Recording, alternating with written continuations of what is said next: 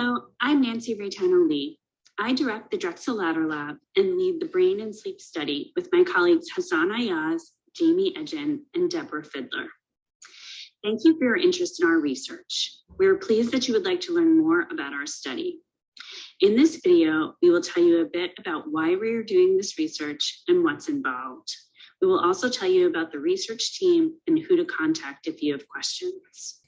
We received a grant from the National Institutes of Health to study brain function and how it varies as a function of sleep quality in children with Down syndrome and peers with typical development. This grant was based on the following premises. Children with Down syndrome have higher rates of sleep disturbance than typical peers.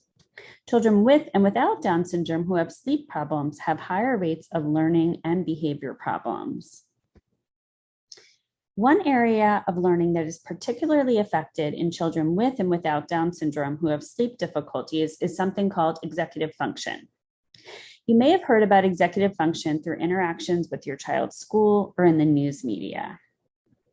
Executive function refers to a set of higher level thinking skills that are needed to complete complex tasks like reading comprehension and mathematics, as well as everyday behaviors like communicating effectively with others and socializing with peers.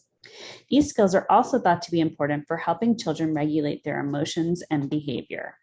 Research has also shown that children with Down syndrome have differences in regions of the brain that are thought to be very involved with the completion of executive function tasks. One area in particular is the frontal lobes. Our prior research has shown that the frontal lobes are smaller in children with Down syndrome. In addition, research suggests that poor sleep is linked to differences in the frontal lobes in children with and without Down syndrome. So this leads us to the study you're being asked to participate in. This slide summarizes what's involved should you and your child choose to participate in the sleep and brain study at Drexel. We'll go through each of these in more detail in the slides that follow. We're asking your child to participate in a study that will assess their executive function skills by having them complete a few short, engaging tasks on an iPad or with different toys.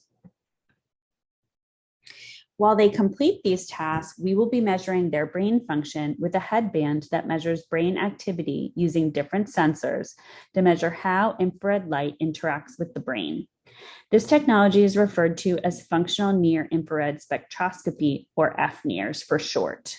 This is a safe, non-invasive, and child-friendly technology that can be completed in a child's natural environment.